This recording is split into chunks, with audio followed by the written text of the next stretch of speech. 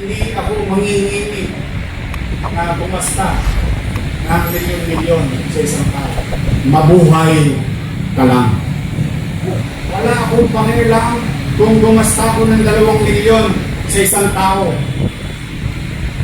Yung pera, mawawala. Kikitain. Pero yung buhay, pag nawala, hindi ko na may babalik. Ado ang ating kakayanan sa pananalapi. Pumanatag kayo, mga nanay at tatay ko, mga lolo't lola ko, mga batang Maynila, ay patuloy akong mamumuhunan sa usaping pangkalusugan. Balik na ako sa GAT.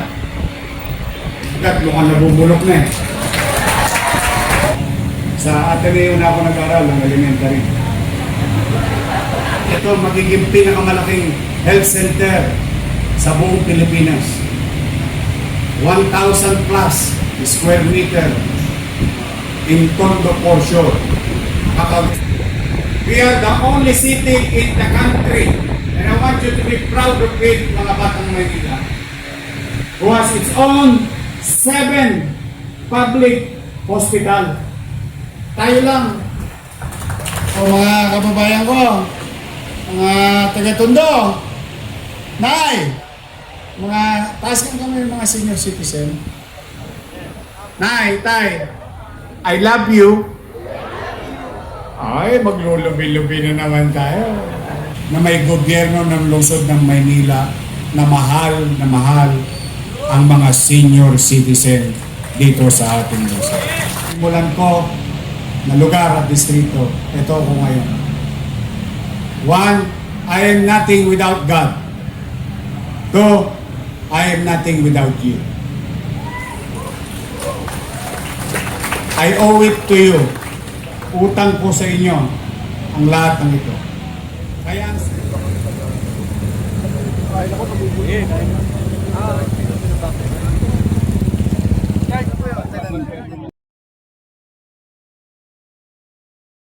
Tom-tom, paswerte ro ni kay Tata Jerry. kain na. Yeah.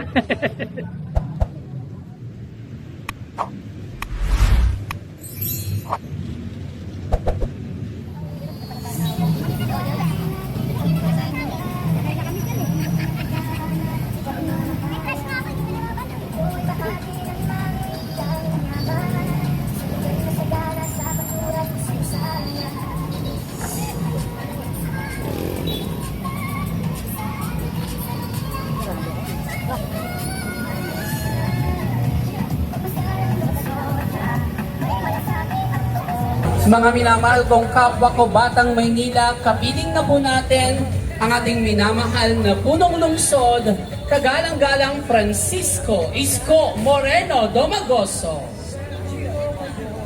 At ang ating ikalawang punong lungsod, Vice Mayor Angela Lay G. Atienza.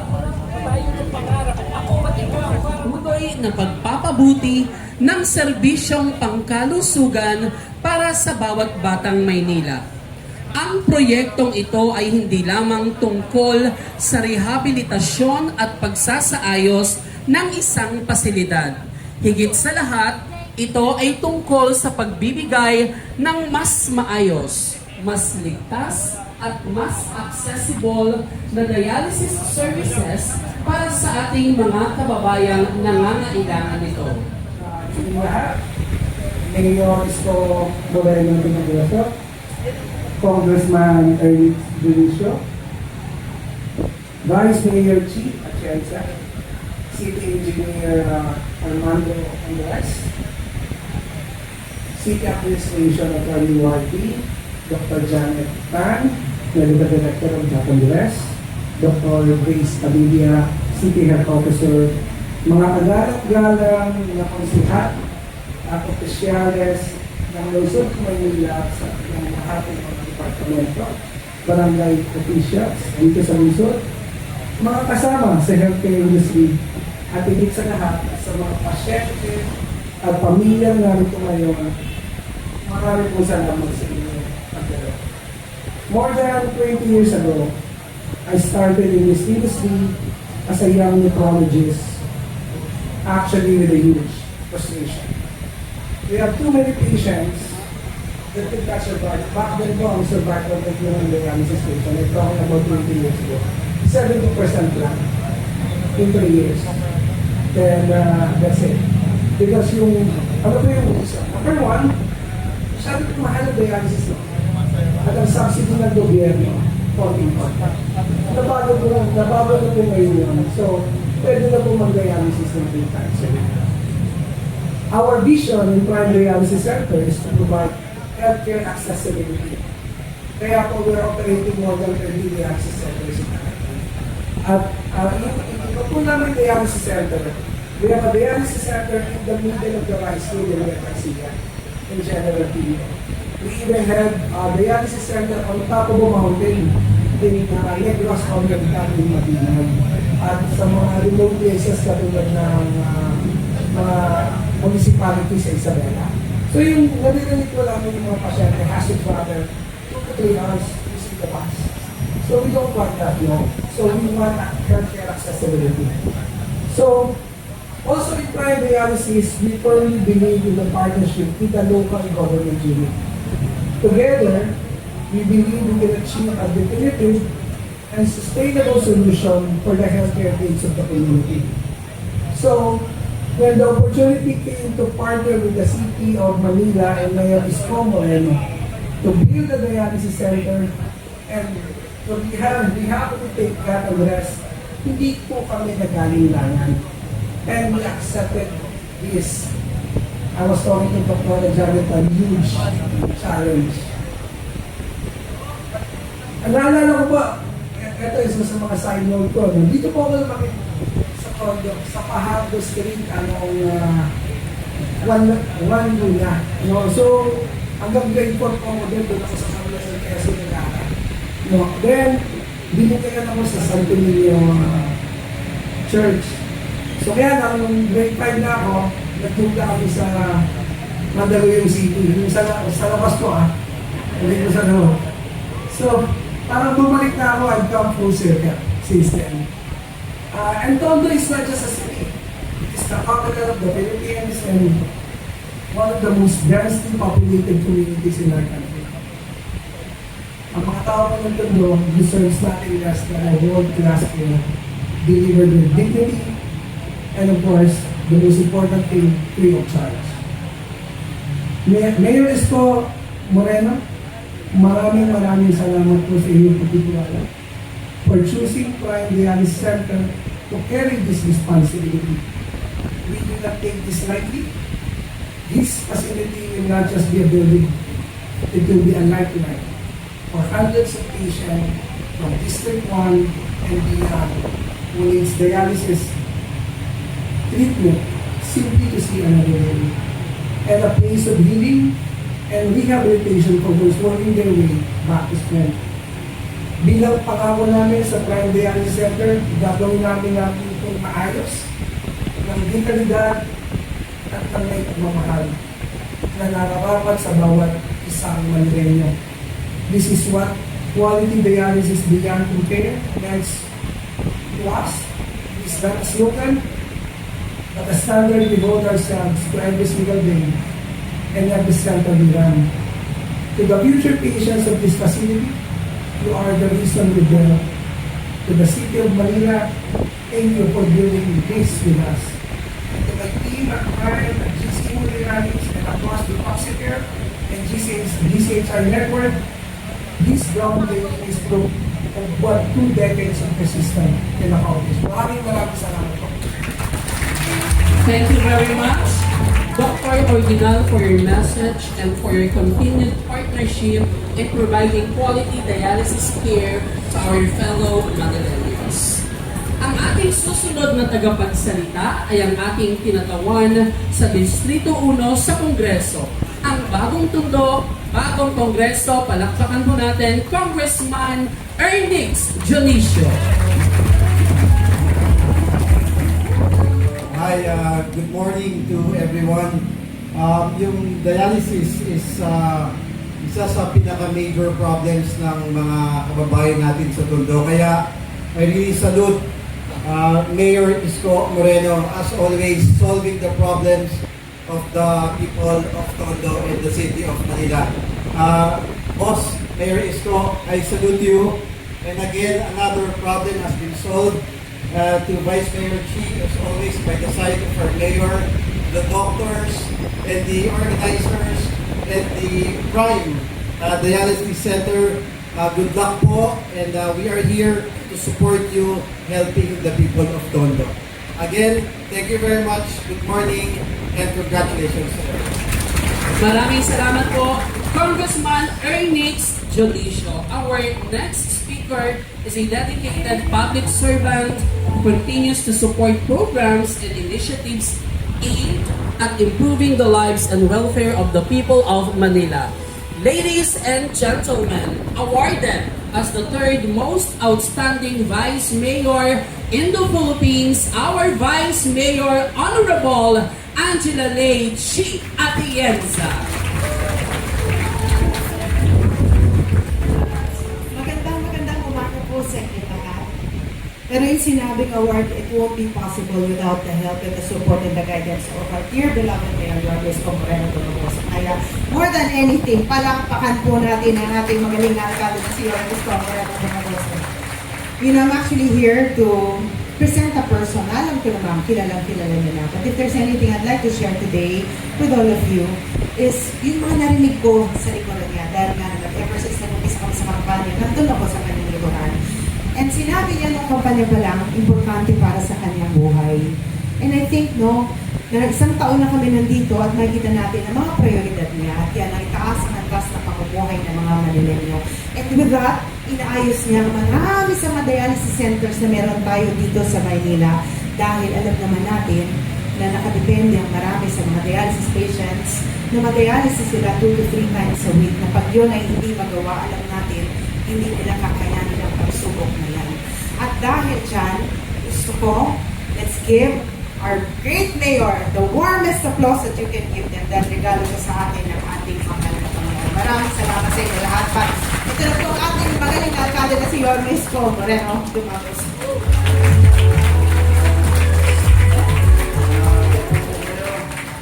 Maraming salamat, Vice Mayor Chi, Congressman Ernix.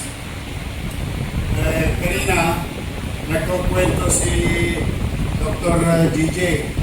Siya naman ay taga-Tondo, Ricardo. Parang sa Sunday o sa Manila. Mahaba kasi yun. But yung area mo na yun, there is a school there. What you call Corazon de Jesus.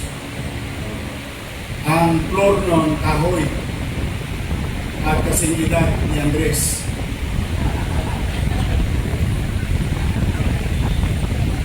Kaya lumalagit-git na, Pat.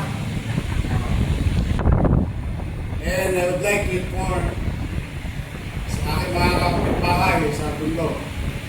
Nakita niyo naman yung almaryo. O yun ang gagawin natin sa Corazon na Jesus. Malapit kayo yun. At katukay ko siya, dito raw siya pinanganak. Gusto ko paalam sa inyo, doon po sa dulo, kakanan kayo. Dati meron doon Big AA. Kakanan ka, may Modest Bakery. Sa tapat ng Modest Bakery, may kalsada. Meron doon maisan. Doon kami natira nung araw. Yun. Bago ko natira roon, dito muna sa Parola. Noong wala pa yung MIP or ICTSI, kasi wala pa ICTSI. Tapos, pag summer, kanan ka rito sa gilid, sa tabi ng simbahan, may swimming pool dyan. Lahat ba ka? 2 piso. Dahil naka-tiles. Pero pag diniretso mo pa yan ng konti, bago dumating ng recto, doon sa gawa ng paper machine. May mga karibero, piso lang ang swimming pool. Tapos ito, mga araw, ito ay model community. Nandito, binunot ng nanay ko lahat ng santang. May santang dito, mga park ito, mga araw ito. Tapos yung Gat Andres Bonifacio Hospital ay Tulungan Center. Dahil dyan ako nag-aral. Shout out sa teacher ko mataba na namamalo ng alam yung itim na lapis, malaki. Hindi, Mongol, bayat yun. Yung itim. Pero yung itim, mataba yun. Pag tumama yun sa ito mo, masakit. I love that teacher. So dito ako nag-kinder. O tapos, ayun na. Sa Ateneo na ako nag-aral ng elementary.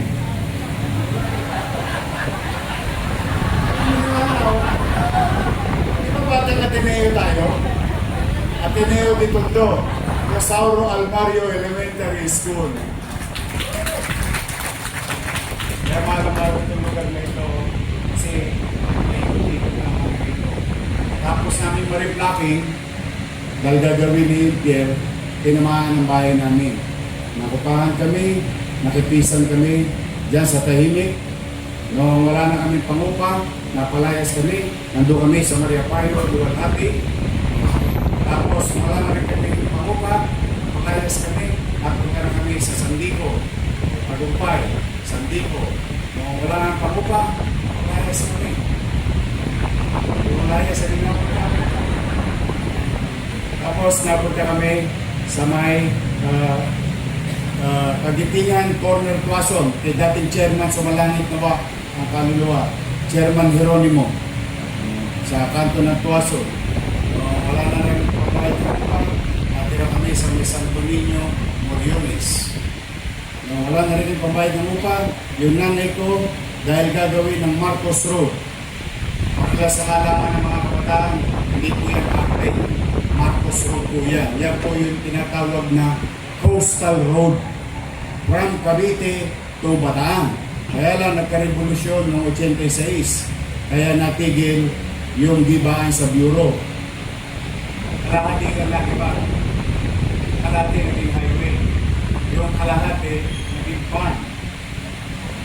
Taniman, yung nanay ko nagtanim ng talbos ng kamote. Siyempre, kailangan mo ng upuan. Nagtayo ng sayo. Mainit. Naglagay ng bubong. Maanggi ulan. Naglagay ng dingding. Hindi naman pwedeng walang pintuan. Nagtanim ng talbos ng kamote, bahay ang tumubo.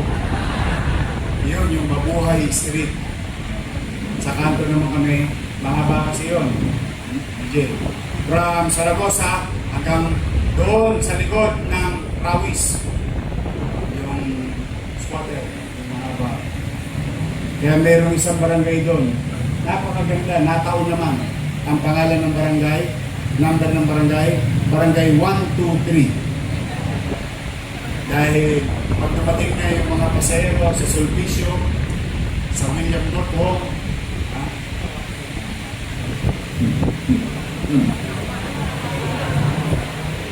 para silang kumikinang-kinang sa mga mata ng mga talonges sa 123 mga araw. Taxi. Yung pala sa Lise. These are the community where I grew up. Si estimates, nung wala pa yan, yung sa araw pa na yan, wala pa yan, yung mga kaya. Klase yan, basketball project. Ito yung place. Ang klase ko si estimates. Pag wala akong baon, sa Almario, pinapakain ako noon yung estimates. Kaya dito mo kumikot yung pagkabalayin kong pusa ko. Nung binatinyo na ako, doon na ako sa Moriones. So I literally grew up there. Marami nang nawala. Wala na rin yung sinipigil. Kasi modest na lang yung natin.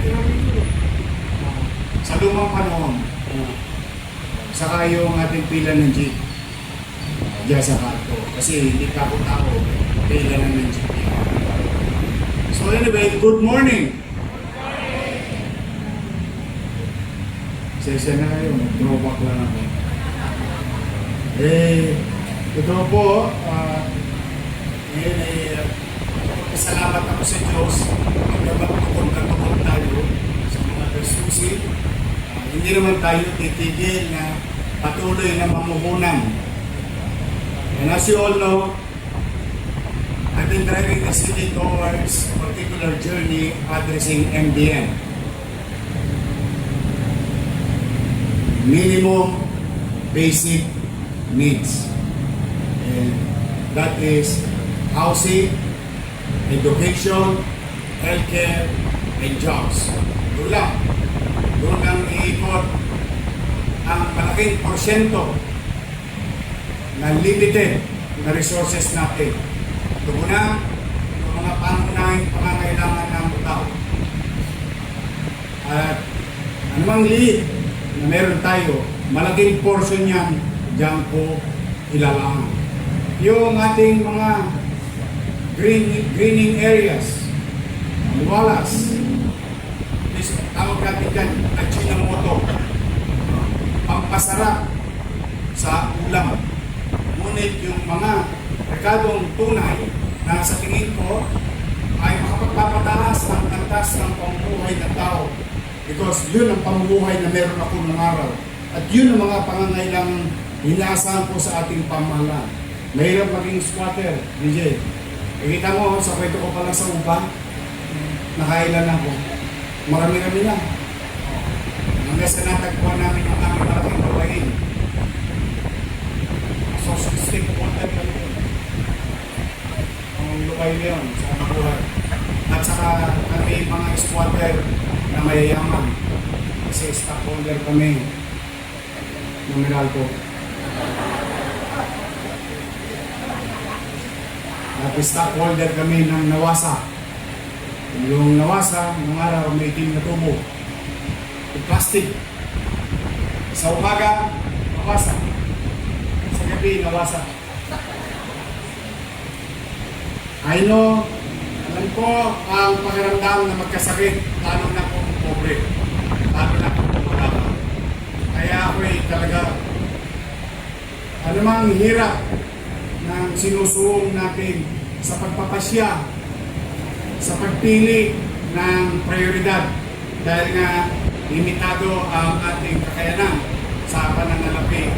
Pumanatag kayo, mga nanay at tatay ko, mga lolo't lola ko, mga batang Maynila, ay patuloy akong mamumuhunan sa usaping pangkalusugan. In fact, ito po ay isa sa marami na binabago nating pasilidad. Samupit buong gastos ng local government. Samupit halong pera ng national at lokal. Samupit na partner naman natin ang privado sector. We're trying to be innovative in finding ways. Mamadala po. As long as, sabi ng isang kaibigan ko, kapitbahay natin dito, si Enrique Lozon, he would always say, souls matter. Mahirap between point A to point B. Yung tatahakin. A is the goal, B is the result. But in between is the challenge.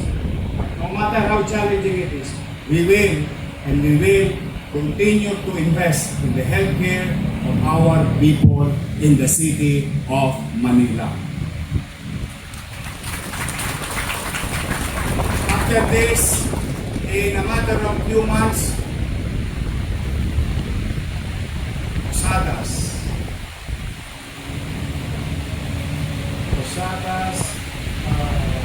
dito, sa Parola. Tapos yung pinakamalaki, I think ito magiging pinakamalaking health center sa buong Pilipinas. 1,000 plus square meter in Tondo Portion. Baka gusto ng prime, magdagdag din doon.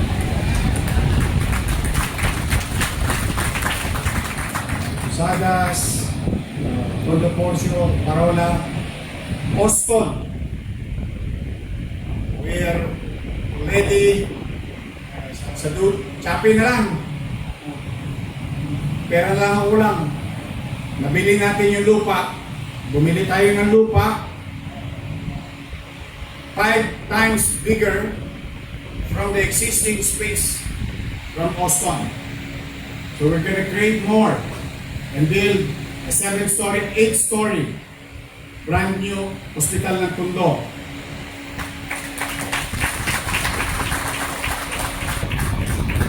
O, pagkayari nun, iklop na ang araw nila. O, babalik na ako sa GAT. GAT, mukhang nabubulok na eh.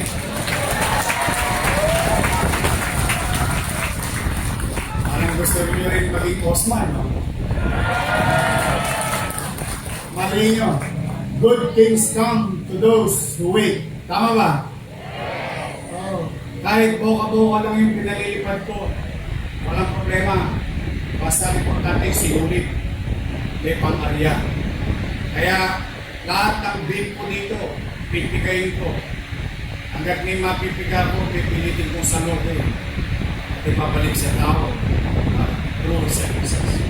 Kaya, ego si Alpado, na lumaki rin dito. Ito, pagarito rito. Mga araw, kakarapos ko nyo. Yun, eskinita rin. Siyempre. Gusto ko, kapaga po. Alinganda. Larga. O, pata. Si Jose Pardo, at siyempre yung mahal natin si Bansay. Diba? Parang katambay lang natin sa kanto. Matagal natin naging kusya, naging congressman. Dito yung kanyang anak, si Eric Ian na ang pinya pa yan, ha? Kalahati lang gumagana dyan. Ang hindi ko lang malaman yan, kung totoong tunay na kalahati din. Ayun lang yung tatanong ko na lang sa But again, kidding aside, to Prime Dialysis Center Incorporated family, thank you very much. I'm hoping and looking forward for more engagement in the city of Manila. Our people, nung vice mayor pa lang ako, ito yung maraming ditong nakakalang. But just for the sake of information, sa opisina ko,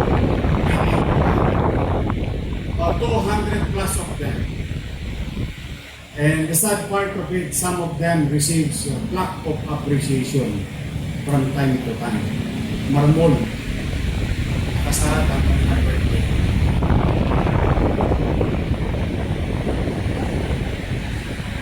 Gusto mo marmol pa?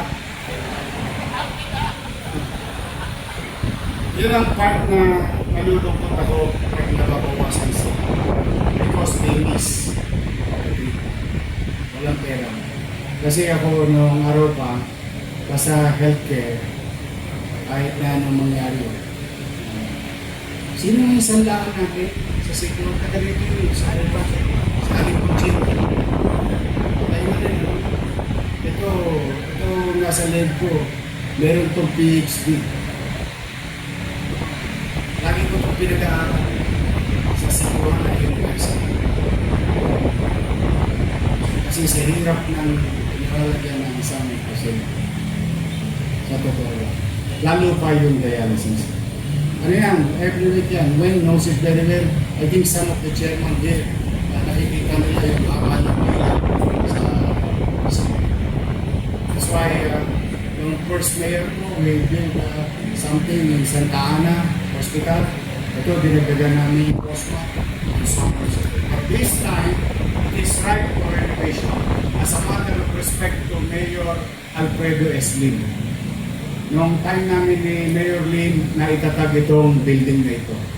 At na-convert na nga ito as a dialysis center. So in his memory, and ay pangalan to sa kanyang lola, itong building na ito. Kami naman ngayon ay we are really trying to modernize, equip, make it more delightful facility. Huwag yung lema lang. May magawa lang, may masabi lang. We always wanted the best for our people. As like what Magsaysay said, those who have less in life must have more in law. I hope tama yung grammar ko. Pero kami lang nakakaintindihan. Hindi ka magkalumamang ka na English. Ganda na dating. Kasi mga araw, naalala ko yung mga Mormons ko yun. Hey Joe, give me one back, Joe. Dami dito ang Mormons. But, mga kabayan, basta, we will. Lagi tayong mamumuhon sa pangkalusugan ng ating mga. In fact, as you all know about the Kagapay program, anong lumalawak. Meron tayong physical and through the help of our medical frontliners. Tayo nga lahat ng mga tagagat.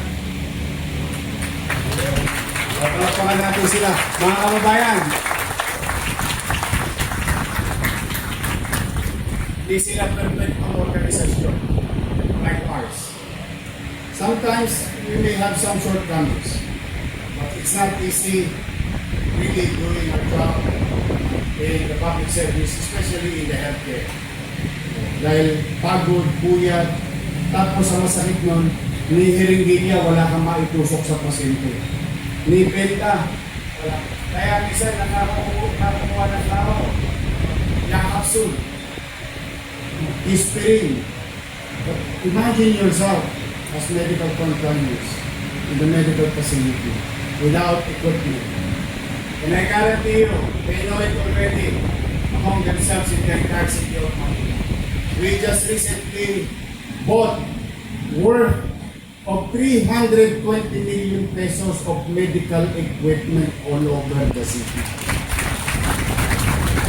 Okay na kayo, gusto ko lang ibigay ng konting pagkilala sa inyo. Alam nyo, kaliwat kanan na natatanggap ng reklamo. Talagang ganun. We are not a perfect organization. But it doesn't mean they are always correct. It's just that they don't understand. And the best way we can do, as public servant, katulad ng laging hiningi ko sa iba.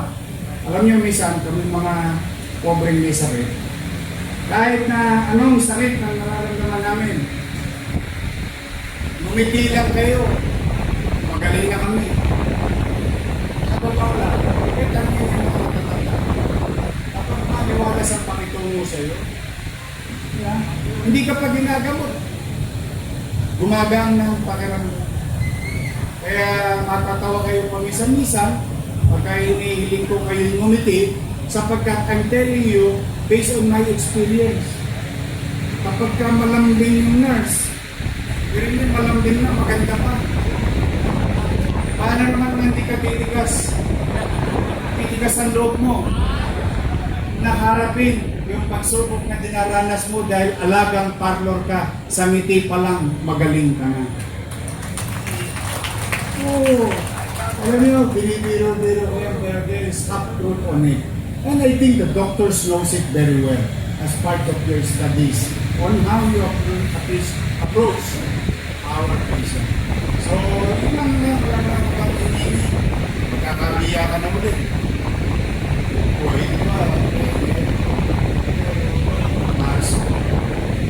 Kung yung mga senior ko naglulubi-lubi, yung aking mga medical frontliners, lubi-lubi din yan. Medyo malaki-laki na rin yung ipon ko. Malay ninyo. Sabi ko nga, good things come to those who wait. Kaya sa inyo, sa agad, kung sayang naman, pakitunguhan natin yung ating ang isang taong may sakit, walang katwirang maiintindihan. Ayan, inaano ko na sa inyo. Kasi may sakit eh. Ang nararamdaman niya, there is a threat in my life. Kaya kahit anong paliwanag natin, kung minsan, hindi talaga nila maunod until humupa ng alikabok. Saka lang nila maisip, tama si doktor, tama si nurse. Pero at the time of the incident, while engaging our patients into pain, while into pain, Kaya tayo naman, na tumutugon, eh mano ba naman, pakitunguhan na lang natin ng maayos. Sa Yakapsul pa lang, gagaling yan. Sa Himas at kapit pa lang. There is this such feeling. I don't know, I cannot explain it. I don't know if there's science on it. But there's this feeling, pakiramdam ng tao. Mahal ako ng nurse ko. Mahal ako ng doktor ko. Kaya, hindi kumanakad naman kayo, yung mga pasilidad din nyo, na nangabugyot, ay unti-unti ko namang minomodernize. At yung mga sinara ng mga health center, kita nyo naman, pinagbubuksan ko. At magaganda pa. Nakita nyo yung Jack Andres, yung Baseco Hospital. Nakapasyal na ba kayo? Nakapasyal na ninyo. Hindi nyo iisipin na may ganong uri ng pagpublikong hospital sa gitna ng squatter area. Why? Because I want them to have the best. Di baling squatter tayo, hindi kailangan tayo maging lugyo. Di baling squatter tayo, hindi natin kailangan para lang tayo pinagdana ng pamahalaan. No. When you put facilities there, tingnan nyo yung squatter doon sa Valderrama. Doon sa pagbaba ng Lilpan, tulay, Valderrama, yung sa mga madre, nalala yung chicha doon pagka-pidlila ka, di ba? Pirihin nyo, isang bloke, nawala, squatter. O ngayon, tumatayo na naman. Binon Dominion 2. Another set of squatter. So, ang point ko is that we will continue. Pero ng taong bayan, tangan-tangan natin, ipabalik natin lagi sa tao through services. Kaya, I will do my best. Even accessing national government, private sectors, for that matter, for you to have a better facility and to equip our medical facilities in the primary and to our institution. We are the only city in the country, and I want you to be proud of it, mga Batang Maynila, who has its own 7 public hospital. Tayo lang.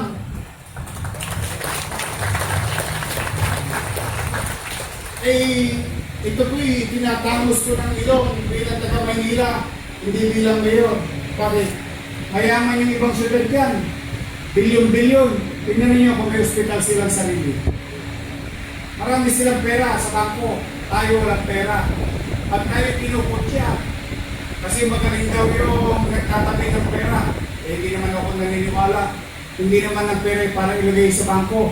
Ang pera ng taong bayan, tatanganan mo, gagastahin mo ng maayos at episyente through services. Tama mali?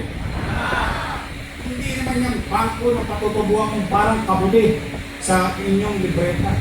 But I just want you to be proud because it's hard. It's really hard to maintain a hospital. It is hard to maintain a hospital and to spend billions of pesos. Billions of pesos. Pero it is worth it. Worth every penny. Lagi niyo akong naririnig. Wala akong pakialam kung gumasta ko ng 2 milyon sa isang tao. Yung pera, mawawala. Kikitain. Pero yung buhay, pag nawala, hindi ko na may babalik. But when you give a chance to extend a life, extend days, or even survive, and the only reason in between for him or her to have a healthy life is to have proper medical procedure, then so be it. Hindi ako mangingini na bumasta ng milyon-milyon sa isang tao. Mabuhay ka lang. Yun ang gobyerno ng lungsod ng Maynila. Kaya po sa ating mga barangay chairman, mga kagawad, secretary, treasurer, pumanatag kayo. Tuloy yata eleksyon nyo. Tuloy ba? Good luck. Pumanatag kayo sapagkat alam ko naman na kayo din ay dilalapitan ng inyong mga kapitbahay. So our facility will be renovated, will be fully equipped. We will address our medical professionals or healthcare sector, family with regard to their needs. Magbubuti po kami. Hindi po kami titigil. Nandito si Grace. Tingnan niyo, tumanda na sa akin si Grace. Nagkukulay na yan.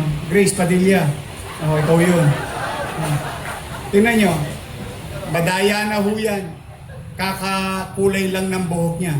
1 taon pa lang ho siya nagiging direktor ng Manila Health Department. Nangamuti na. Because Grace Padilla and the entire MHD is really doing their job very well. So Andres, baka may nagbumubulong sa akin dito kanina.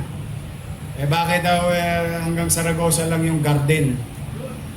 Baka naman, pwede naman dito sa Telpan. Ha? Duktong na natin. No, pwede?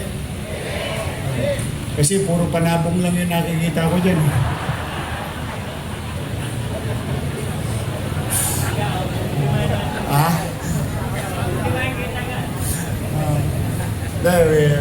Yung tambakan ng basura, naalala yung tambakan ng basura doon sa kanto ng Kapulong, Arten. You'll see it in a matter of few weeks. Magugulat kayo. Kaya sabi ko to sa mga, sa totoo lamang, kaya ako to nasasabi lagi kasi naranasan ko. Sabi ko lagi sa nandoon ako, winalop ko na lahat ng tambak dito. May bagong mayor na ulit. Kung nung araw hindi kayo pinagmamalasakitan, natambakan lang kayo ng basura, saan ka nakakita? Squatter ka na sa labas ng bahay mo, tambakan pa ng basura. Di ba? Sabi ko, kako, baka po pwede. Basta garantiya, darating ang truck ng basura. Ilabas ninyo yung basura sa takdang oras. Tapos ito, gagawin natin garden. Kapag naging garden, huwag yung titirahin yung mga tanso. Kako, sabi ko, pag malasakitan nyo na, kasi inaayos na nga ng pamahalaan. And you'll see it later on in a matter of few days. Patapos na kami ni Andres doon. It's really different. And that's why, Andres, you are now hereby directed to come up with the same thing that you did in Zaragoza to make it in Delpan. Yung garden natin sa Manila. So, mga kababayan ko, mga taga-Tondo, Nay, mga taas kang kami mga senior citizen. Nay, Tay, I love you. Ay, maglulubi-lubi na naman tayo. Yan, tabayanan nyo. Tapos, huwag kayong mag-alala. Nag-i-impok na ako ng pera para doon sa insure. Medyo madugo yun eh. Pero, hopefully, basta lahat ng pagkalinga, pagmamahal, ay pinipilit namin iparamdam sa inyo. Bago man lamang mahuli ang lahat, bago man lang magpantay ang paan ninyo, gusto ko maiparamdam sa inyo that there was one time in your life na may gobyerno ng lungsod ng Maynila na mahal ang mga senior citizen dito sa ating lungsod. Doon man lamang maiparamdam namin sa inyo. Hindi namin kayo mapapayaman. Maaaring pangarap namin maging maginhawa ang buhay niyo. Pero tiyak naman kami sa serbisyo at pagmamahal at pagkalinga at pagbibigay importansya sa aming mga nakatatanda. Yan. Alam ng lahat ng mga departamento yan. Priority ko kayo. Kaya sa mga bata, huwag kayong masyado nagseselos. Una-una lang yan. Mauna na sila. Darating din kayo dyan. So muli, mga nanay tatay ko, I love you. Mag-iingat kayo. At maraming salamat sa pagkakataong ibinigay nyo sa akin. Ako po si Scott. Kasi mas kilala ko ng mga taga rito, mga kababata kong si Scott. Tambay sa Zaragoza at Delpan. Batang Parola. Maria Payo. Sandico, Tuason, Kagitingan, Santo Niño, at mabuhay. Ay taos-pusong nagpapasalamat sa inyong lahat, mga taga-Tondo. Binigyan ninyo akong pagkakataong mapaglingkuran ko kayo since 1998.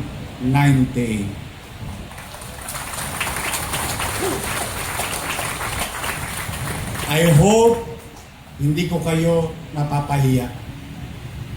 At kung hindi man, pumanatag kayo, pipilitin ko laging magbuti. Pipilitin ko laging magbuti nang hindi naman masayang yung pagkakataong ibinigay niyo sa akin, mga taga-Tondo. Dahil sa inyo, dahil dito sa sinimulan ko na lugar at distrito, ito ako ngayon. 1, I am nothing without God. 2, I am nothing without you. I owe it to you. Utang ko sa inyo ang lahat ng ito. Kaya ang sukli ko at interest nyo o yung tubo na pwede nyo makamit sa akin ay pipilitin ko maging mabuti lagi araw-araw habang ako ang nasa City Hall ng Maynila. Mag-iingat kayo at pagpalain nawa kayo ng kong magkakang. Manila! God first. Thank you. Tontong malupitan. Ang paswerte! Kakain na!